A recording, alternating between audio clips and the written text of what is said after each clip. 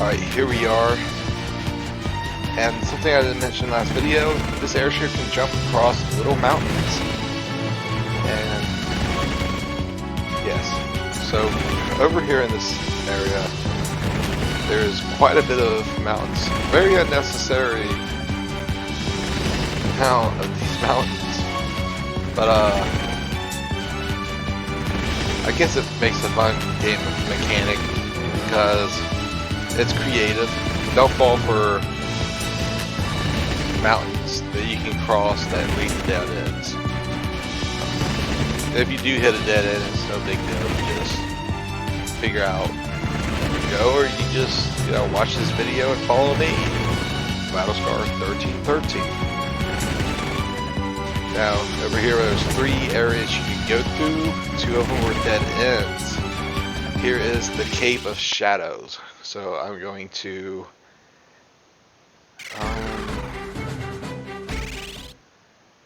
exit out because I rested last playthrough. Now in this cave, there's a lot of secret paths. Well, I don't even know if they're secret because the game wants you to go through them. So here's a battle, and I went over the dividing and multiplying his enemies. If they divide, I have to say it in every video in case they just jump to one of the videos instead of watching the whole playthrough. If they divide, they'll have the same HP as the enemy that divided. If they multiply, that means that it's a brand new creature with full HP. But yes, there is a lot of hidden passages, and this is a mandatory section of the game. So they kind of want you to find these. So I know one of these guys give you an item. I guess this guy down here. You'll see. So there's a lot of random encounters. Let's see. Now I know these rods right now, they're not that powerful, but for a white mage, 717 damage is not that bad. Ouch. Alright, my thief is my strongest attacker because my knight just lacks the swords that it should have. I'm racing to get all the job classes unlocked. So yes, talk to this guy, and he gives you this weapon. It's very interesting and very kind for him to give, but I take it he dies or he teleports out of the dungeon, who knows. Alright, over here to my left there's going to be secret passage. Oh yeah, over here. And it's a tranquilizer, which I think either paralyzes or stuns the enemy. So I get lost in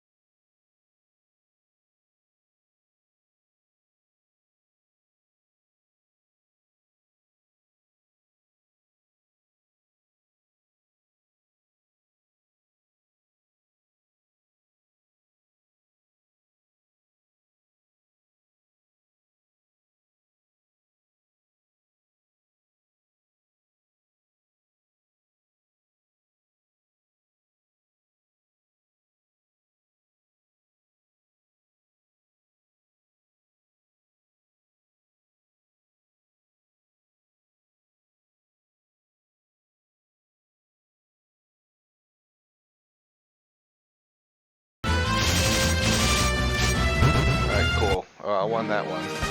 Now I'll do out of battle Curie. That seems to work out real well for me. Yeah, I used my Knight's Cures first. That took a lot. So, here we go. Lil's Kiss. Another good item to have. See, following along. Even with a map, this thing is confusing. Even if you knew all the secret paths. I'm making sure that I'm not... Come on.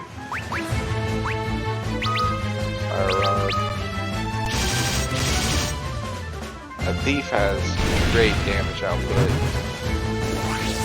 Knight would. I just don't have the equipment. I'd have picked up some swords. But I think they're for Dark Knight and Ninjas only. And I might as well go through this because this is the best section of the game to go through it. And I'm going to discuss Dark Knight and Ninja. Pretty much they share the same gear. So, with Job Mastery, the idea is to master every job in the game, but you only have to master it one per character. Meaning you don't have to master White Mage with all 4 characters to get a certain item. You only have to master it with one character. So, since Dark Knight and Ninja share the same equipment, it's best to have Dark Knight and Ninja on the same character. Because if you made Arc a Dark Knight and Ninja, like where he could switch between the two and stuff, you'll have the best results. Because if you made Ludov a Dark Knight and Arc a Ninja, I thought there was a secret room there. Where is it at? Actually, there is no secret rooms in this section. But if you made Ludov a Dark Knight and Arc a Ninja, one of them's gonna have the top tier equipment, and one of them's gonna have the second tier. So it's just, to me personally, it's best not to do that.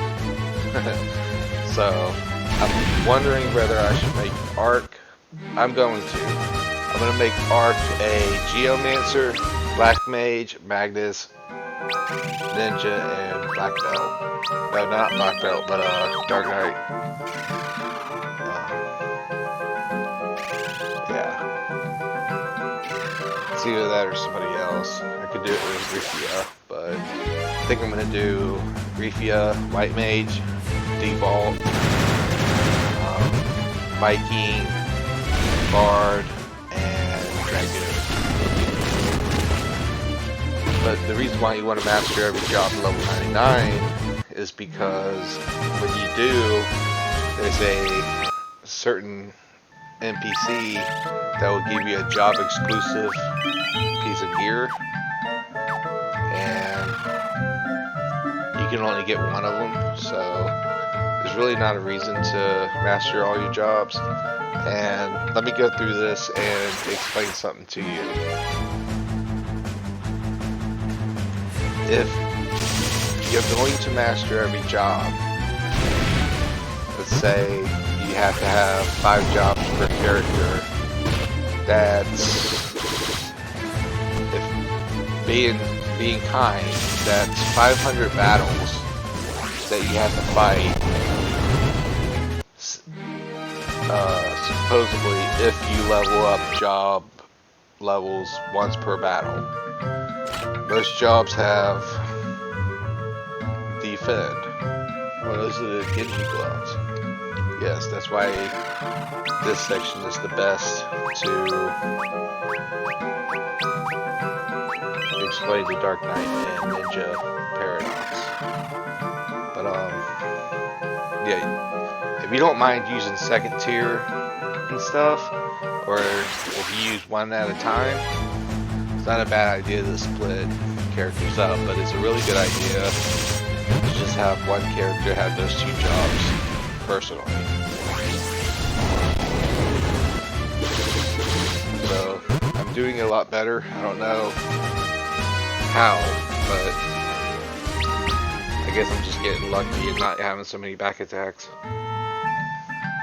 But, what we're going to be doing... Freaking random encounters. What we're going to be doing is getting the last fang in this section. And with the last fang, if I make it, will help me unlock all the job classes. All except for Onion Knight, because Onion Knight was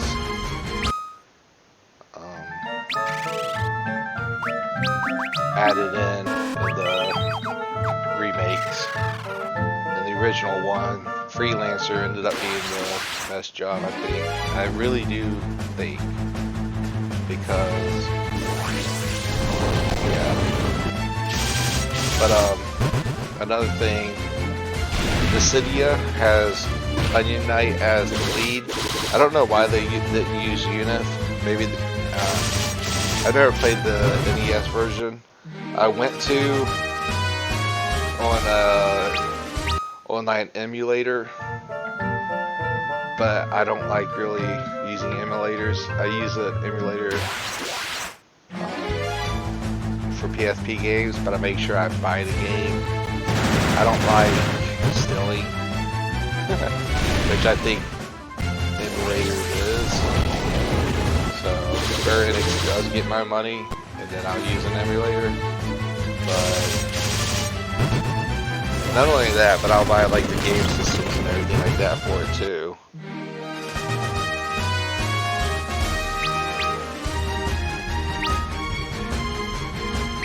But yeah, it was just easier to do that. But another reason why I don't like using emulators is I trust a memory card much more than I trust a computer or an online site, which I shouldn't trust a memory card because I own a PSP, and this is what I did. I played Final Fantasy IV, and I maxed out all of my characters. Really impressive. It took a long time. I got all the rare summons. I got... Hold on real quick. All adamant armor. And then somebody stole my PSP. I know who did it too, but...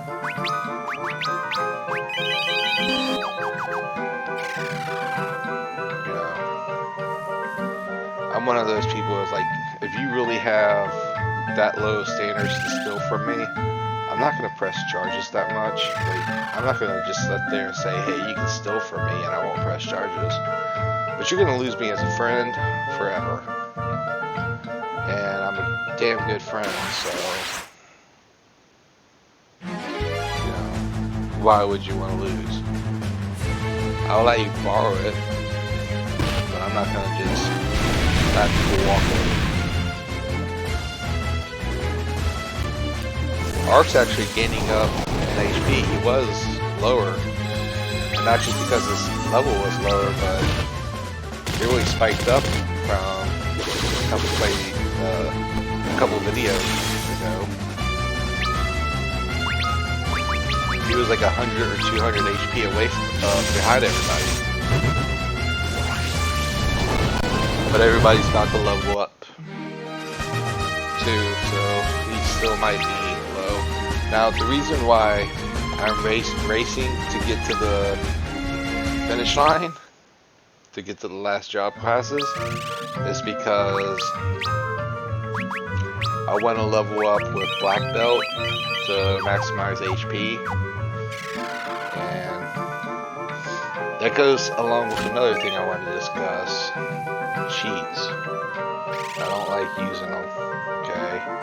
The only reason I own Game Shark for PS1 is because there's Final Fantasy 7, Final Fantasy 8,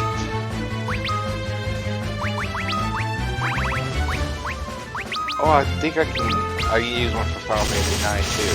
But Final Fantasy 7, you can revive error. Not a bad thing. Everybody wants to know how. You gotta cheat. Another thing is,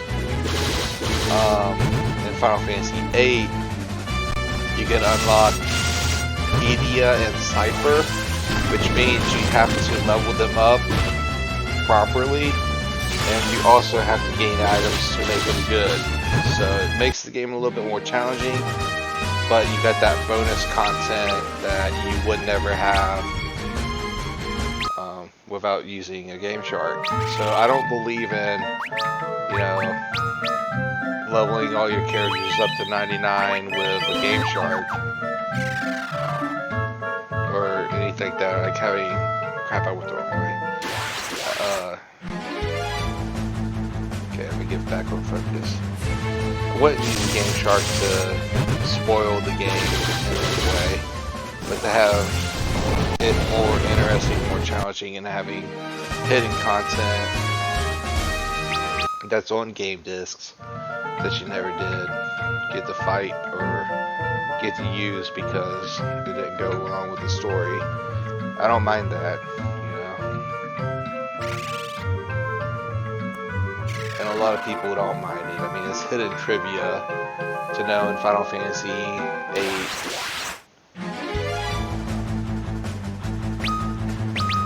The end is a spell, Rapture is a spell. There's just quite a bit of stuff that you wouldn't understand and know without studying the data on the disc. No, that's when new games come out. You know who the first people are that know how to complete the game and find all the secrets? They're code breakers. They'll put the game disc into a computer, run through it, and read all of the coding, and then post online. You can get this here. This is the best way to do this. Stuff like that. But as you can see, we've gotten some really good gear, and this dungeon is almost over with. So the final moment is, will I be able to defeat the boss? If I can defeat this boss, then I know that I can defeat the next boss in record time. Yes. Because it's pretty much the same boss for this dungeon and to unlock the last set of jobs. So one more room, and this is the last secret passage that you'll have to find to get all the chests. Now you can always come back here and fight enemies that you may have missed. I doubt you've missed many because, well, there's a high encounter rate. But you might have missed these guys.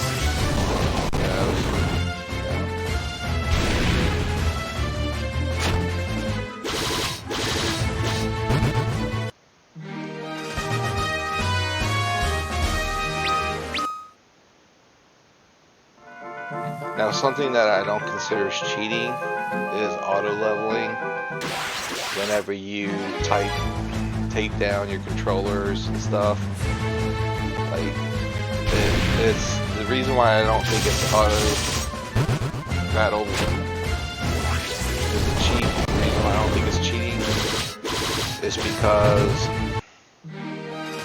of playtime. In Final Fantasy V, there's a way you can auto battle, and you'll get like 800 EXP. But if you manually battle and fight the toughest enemy, the Iron Giant, you get much more EXP. So depends on which one you're looking for. Who dares break the eternal seal? Alright, this is the test battle. If I can defeat this guy, I can defeat the next one. Let's do this.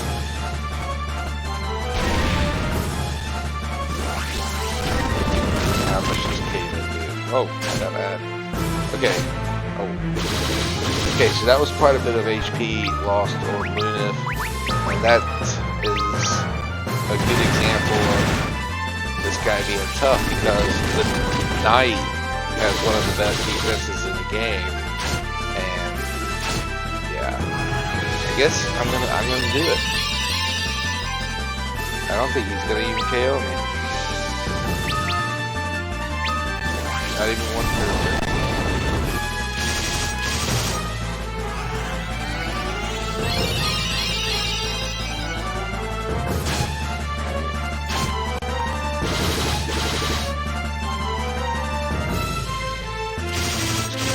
Set up, and yeah, I did it. So now I'm going to teleport out, rest at the end, and I will see y'all next time. Thank you for watching, and have a good day. If you have any questions, I'll see you in the comments. But I obtained the Fang of Earth, and that was the last one that I needed. So you have to backtrack through the mountains again, but it's pretty self-explanatory. Hopefully you don't get lost. But yeah, I'll see y'all next video.